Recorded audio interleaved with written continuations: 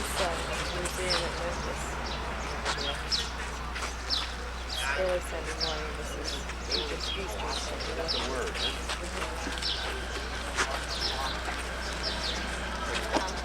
I have 2 camera tickets here if you paid and didn't take. Okay. You know, usually I don't carry flags. I whistle. This is typical me. So whenever you hear okay,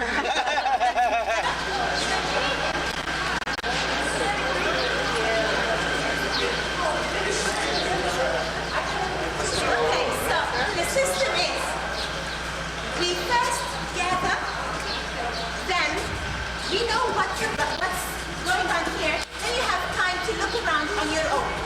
Rather than look around and you don't know what it is, then you come back to me. So we gather first in half a circle is like a heavy meal. But don't worry, because things will be repeated over and over again, because I would like you to go home with, let's say, 2 points out of the 10 that I said. If I give you 4 points and you go home with nothing, that's not it. So I'll give you 10 and you go home with 2, that's good enough. I'm warning you because ancient history is very, very old.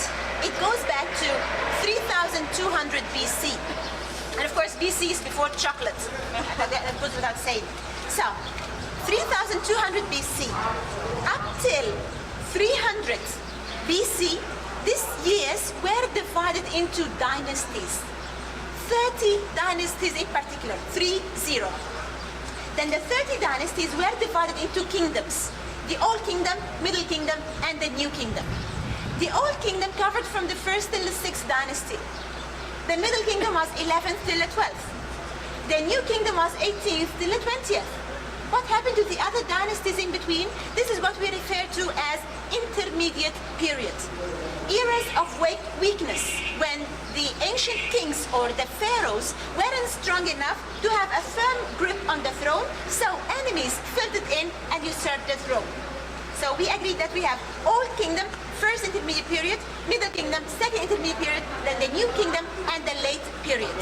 Why am I saying this? Because Memphis here served as the capital during the Old Kingdom, from the 1st till the 6th dynasty, from 3200 BC till 2200 BC. They resided here. They had the pharaohs. When I say a pharaoh, I mean a king. So the pharaoh is the king and the king is the pharaoh. The pharaohs had their palaces built here. They had a temple dedicated to the triad worship here at Memphis, and there was a city around this place. East came by, and these pharaohs moved south to Luxor, and they abandoned this place. That's why these palaces were into ruins. They broke down into ruins, and years came by, other kings ruled in this area, leaving their own monuments. Meaning, this statue right here is from the New Kingdom, a later period. Ramses II, who ruled over Egypt during the 19th dynasty, which is 1299 BC. He lived in Luxor, but he stood there and said, wait a minute, I live in Luxor. People here would believe that I'm not their king. I have to come by and tell them who's the king.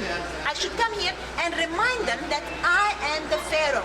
Although I live in Luxor, but I still rule over them. So occasionally, Ramses II came around here and left 2 statues of himself, flanking the entrance to a temple that existed here. The temple was made out of limestone. It didn't last for good, while the statue of Ramses II survived. So the temple is long gone as debris under restoration by Sydney University, while 2 statues of Ramses II stayed. We had an earthquake, a serious one, in the year 27 BC. It was so severe, one of the statues fell down. The other, luckily, was covered with dust, with dirt, so it survived. Until later, until the year 1835, a Bedouin girl around here was pushing some goats, and she had a stick in her hand. She found a mountain, and there must be something in there. So she stuck her stick in there and found something solid.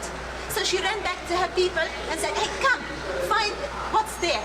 So they moved the dust and found the statue of Ramses II intact, 1835. So they moved it to the Cairo railway station. They knew there must be another one, so they looked around in the vicinity and found another mound of dirt lying this way. They found this statue. So 1835, this statue was found in the vicinity accidentally by a Bedouin girl. The question was, how can they move the statue? It's so fragile, so sensitive. They decided, we insert wooden logs under the statue and roll it to here and build a museum on top of it. So this was found in the vicinity, moved here as is. No cranes, no bulldozer, otherwise it would deteriorate. This is sandstone. Used to be 17 meters, used to be.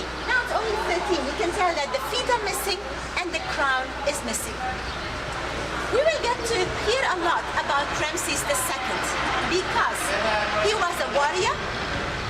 Second reason, because he died at the age of 92. Very unusual. They usually lived until 60, 65 maximum, but Ramses II must have been very well built. He was very strong. He reigned for 67 years, died at the age of 92. That's why he had so many monuments of himself everywhere. When we fly to Abu Simbel, we'll see a temple carved in the mountain for himself. He was very self-centered. He was egotistic. He loved himself so much, to an extent that he used to usurp other kings' statues. I mean, he'd go to a statue of his predecessor and say, gosh, I wish it was mine. No problem. He'd go there, deface the name of his predecessor and put his own. So that's why he's so famous, because he reigned for a long time. He had so many monuments, either his or usurped everywhere, and he was a great warrior. So these are the three reasons why we hear a lot about Ramses II. From the 19th dynasty, the New Kingdom, living in Luxor, 1299 BC. At the very first